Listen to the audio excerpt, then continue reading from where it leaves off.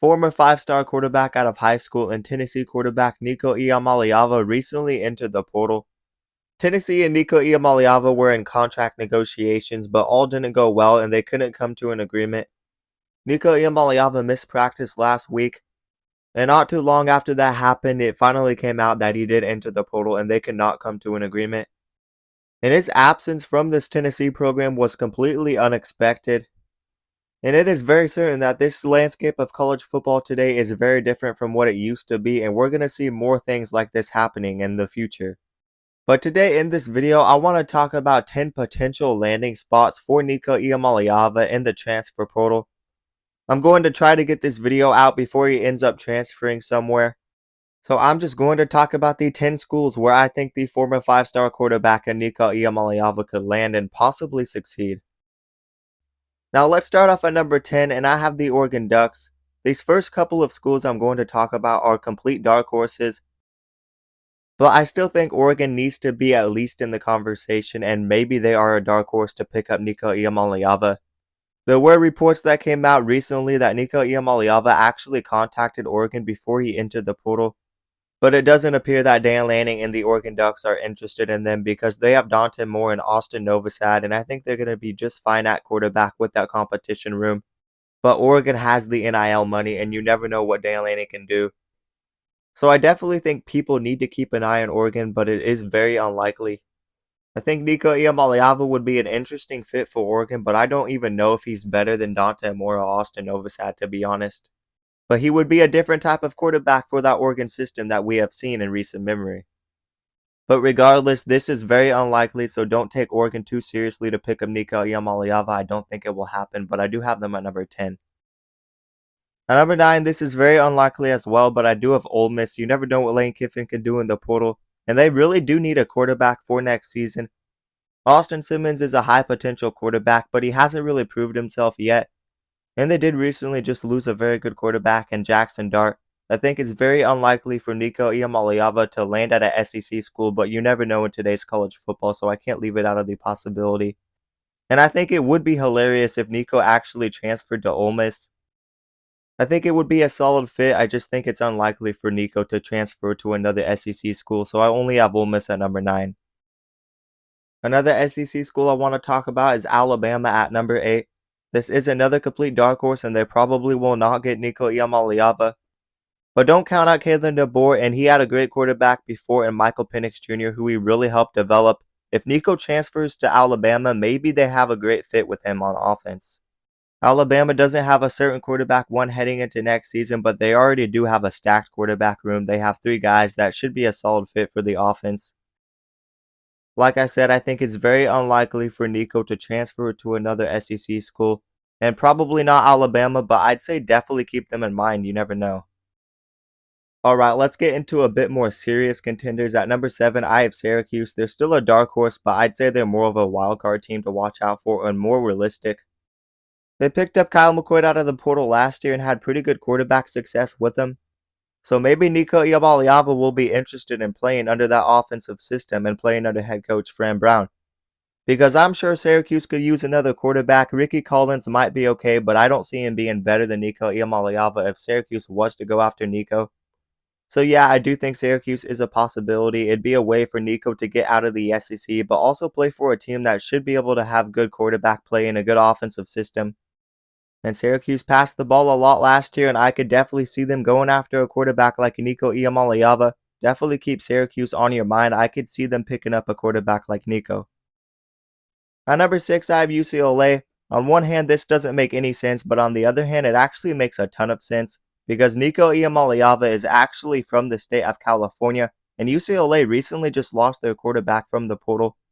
And maybe they go after Nico and end up paying him enough.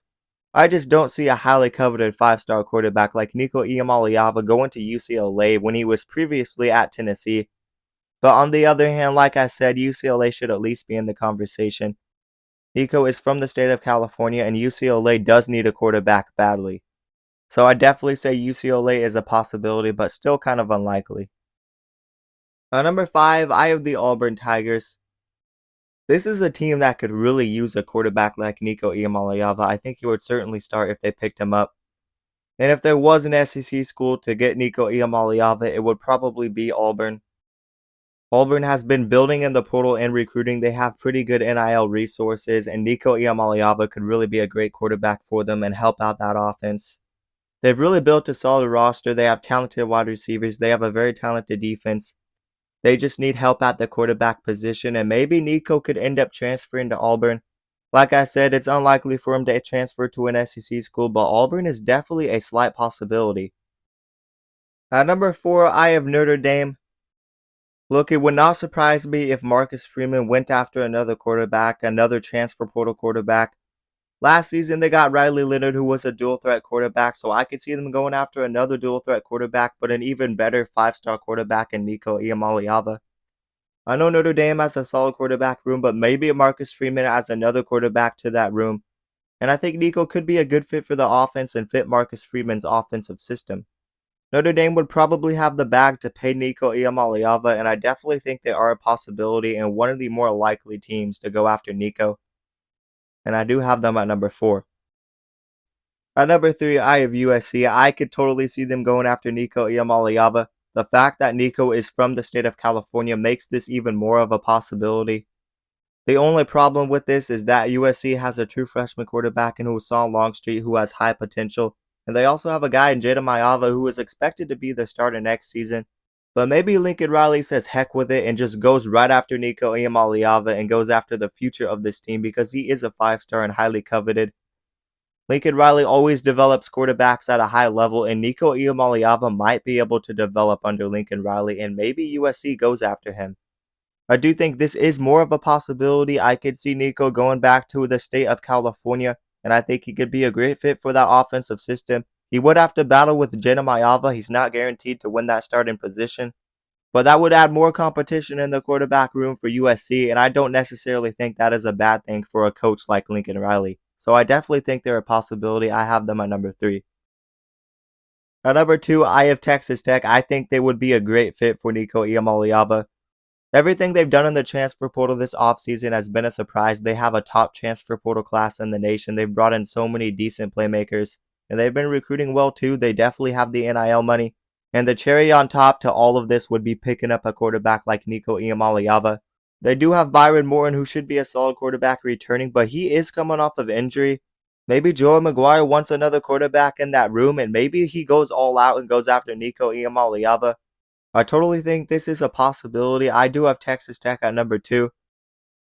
But at number 1, I think this is the most likely choice for Nico Iamaleava to land. And according to sources, it is looking very likely that Nico is actually going to land at North Carolina. The Tar Heels desperately need a quarterback under first-year head coach Bill Belichick, and they have been going all out in the portal. They have great NIL money, and there's no reason why Nico Iamaleava wouldn't want to play for a school like North Carolina when they have a head coach like Bill Belichick. And this is a head coach that coached the greatest quarterback in NFL history in Tom Brady. Max Johnson is coming off of a serious leg injury, and Bryce Baker is still young. So Nico is the guy that I think is the clear favorite to start if he does transfer to North Carolina, and I really think this transfer is going to happen. So right now, my prediction for where Nico Iamaleava will end up transferring is actually North Carolina. Just before we end this video, I want to say that I made a mistake in this video. I added a couple of SEC schools, but I totally didn't realize that the SEC had transfer portal rules that prohibit Nico Iamaleava starting at another SEC school if he was to transfer. So if Nico was to transfer to an SEC school, he would have to sit out another year.